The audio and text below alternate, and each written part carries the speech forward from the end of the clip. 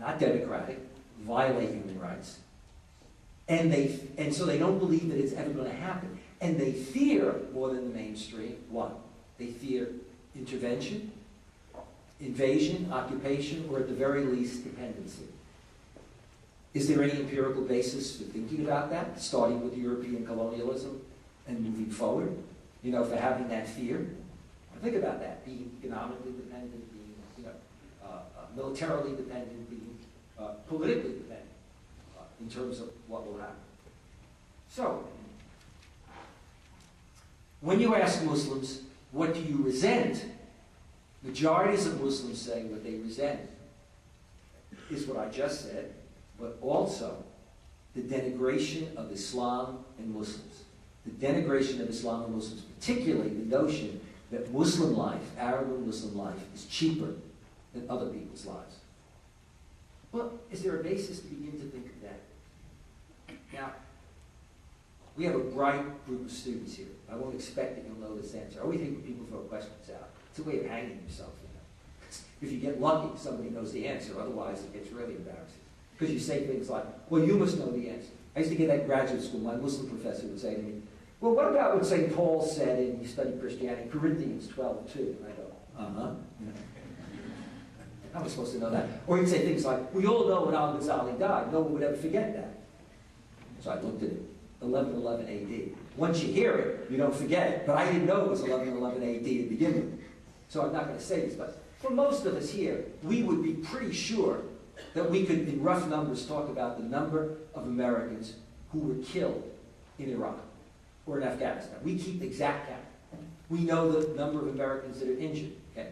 Have you seen many empirical discussions or many stats put out by our own government on the number of Iraqis who've killed? The number of Iraqis who've been named?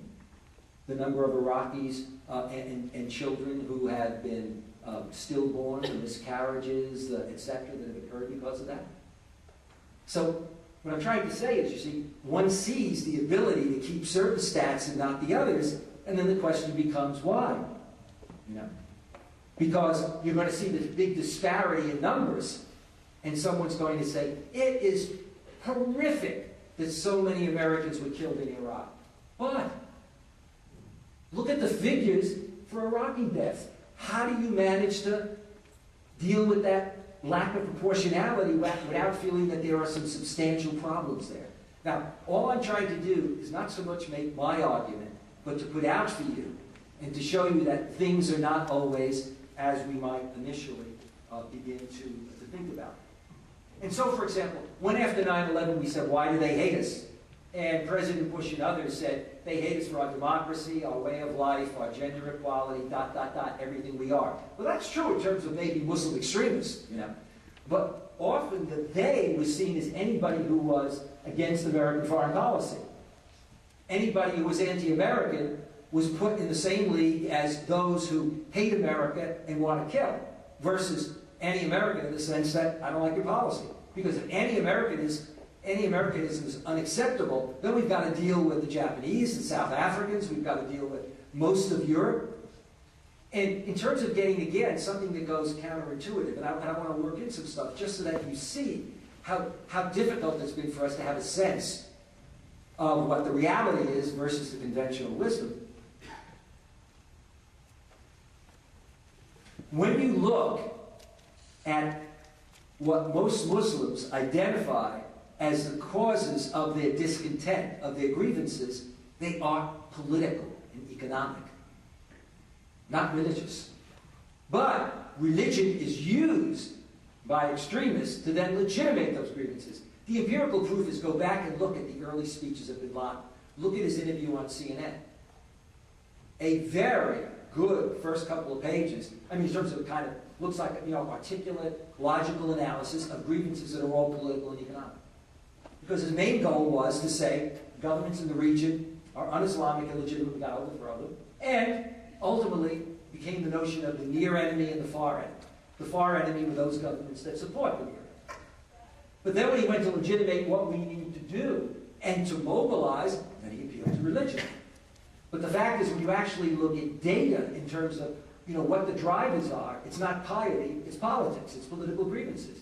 which is one of the reasons why more and more in the second Bush term and under Obama, they began to talk about, and in Europe, most people talk about the importance of winning the hearts and minds, that this is an ideological war. And indeed, General Shinseki, whom you may remember, was the head of the army, and then was as it were, his moving on in his job was announced a year or two before he actually had to move on, because he was the one that disagreed with Rumsfeld on the number of people we'd have to put in. He's now, as you know, a member of the cabinet, Mr. Obama. General Shinseki once said to me, the military is trained to kill and capture. We're good at that. We're not trained to fight war on global terrorism, because that's about winning minds and hearts. That's about dealing with that part of it. And that's not just public relations, it's foreign policy. And I'll come back to that in a second. It's foreign policy. And unless we're willing to address that. So to say that it's because they hate our freedoms when we're talking about majorities of people in the world, most people in the world admire greater political participation. They may not want to use the word democracy at times because they think that will open the door to an imposition of American and European democracy. But obviously, you know, most people in the Muslim world who live, or many, under authoritarian regimes don't wake up every day and say, oh right, we resent that in America because we prefer what we have. You don't have to deal with elections. And if we have him, we know already he's going to win by 99.1%. So you don't get any agita by watching TV debates every Sunday. You don't worry about whether or not you really, it's a rainy day, should go and vote, you know. Or, oh yeah, Muslims have a problem with capitalism. That's right. Because most Muslim families I know wake up and say, thank God if we're in Egypt, most of us are poor. Life's simple. You don't work long hours, you don't worry about the professions, your kids don't have to worry about, parents don't have to worry about tuition to go to school. I mean, this sort of simplistic notion. Gender equality. Major problem in some Muslim countries with inequality. But what does the data show? Majorities of Muslims in virtually every country, including Saudi Arabia, Iran, majorities of Muslims, men and women, believe that women should have equal rights. Equal rights to citizens, to education, to jobs, even holding the senior-most positions. Now, the next question is, why don't they have it? Then you have to look at the nature of the governments. Who's in government? How do they get there? Was it through elections? How do they stay there? Is it through politicking or security forces? And how do they manage to stay there? Who provides them with the military hardware? Who trains their security forces? Who trains their military more often? In order to put that in a context to begin to understand why, rather than say it must be Arab culture and Islam, that's why these countries are underdeveloped. Well, if you look at countries that didn't emerge, most of them until 50 or 60 years ago, and they had about 100 years of European colonialism, European colonizers were not about promoting democracy, in case you haven't figured that out. That wasn't their big thing. You know, railroads, yes, but not democracy. So if you actually take a look, and then what do they get? You get independence, and most of the people who come in are kings, military and ex-military. Many of them come in with the support of European countries. Remember how the rulers of Iraq and Syria came about, and Jordan. You had two brothers who lost to the Saud family in Saudi Arabia. So, got to do something. Churchill created a new artificial state called Jordan, and made one of them the king of Jordan. And the other brother got second prize. He got Syria. But things didn't work out in Syria. Well, not to worry, we move you to Iraq. You become the king in Iraq. Thus begins the power situation in the region.